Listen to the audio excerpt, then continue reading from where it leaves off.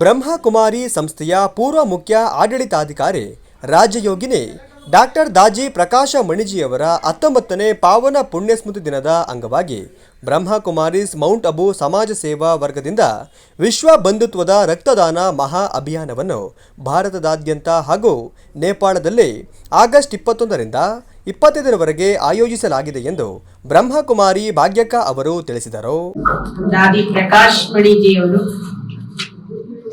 ಪೂರ್ವ ಮುಖ್ಯ ಆಡಳಿತಾಧಿಕಾರಿಯಾಗಿದ್ದು 2007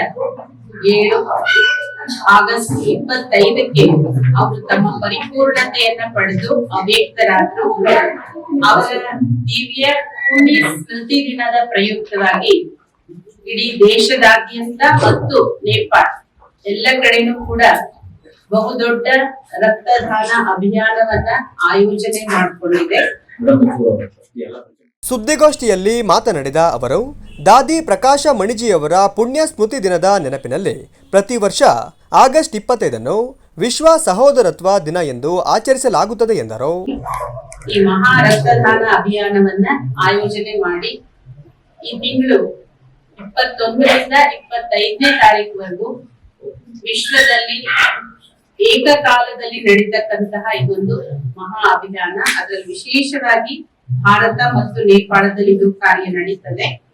ಹಾಗೆ ಚಿಕ್ಕಮಗಳೂರು ಜಿಲ್ಲೆಯಲ್ಲಿ 22ನೇ ತಾರೀಕಿಂದ 25ನೇ ತಾರೀಕುವರೆಗೂ ವಿವಿಧ ತಾಲೂಕುಗಳಲ್ಲಿ ನಡೆಯುತ್ತೆ.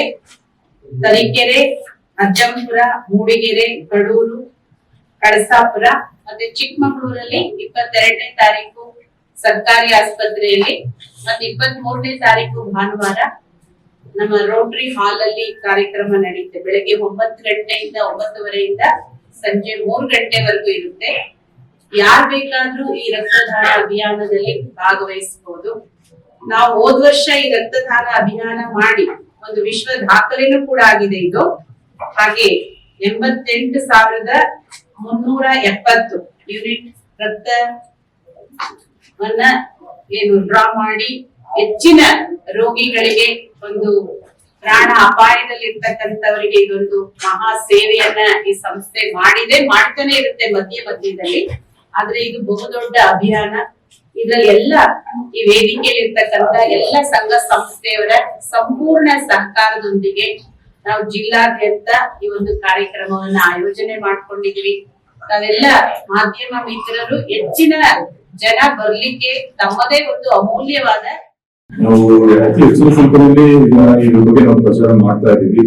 ಎಲ್ಲರೂ ಸ್ವಯಂ ಪ್ರೇರಿತರಾಗಿ ಆರೋಗ್ಯವಂತ ಮನಸ್ಥಿತಿಯಲ್ಲಿದ್ದವರು, ಆರೋಗ್ಯವಂತ ದೇಹ ಸ್ಥಿತಿ ಹೊಂದಿರೋರು ಇದನ್ನು ಕೊಡಬಹುದಾಗಿರೋದ್ರಿಂದ, ಭಾನುವಾರನೂ ಆಗಿರೋದ್ರಿಂದಾಗಿ ಅವತ್ತು ಜನರ ಒಂದು ಬರುವಿಕೆ ಕಡಿಮೆ ಆಗಬಹುದು ಅನ್ನುವಂತ ಅಂದಾಜಿದೆ.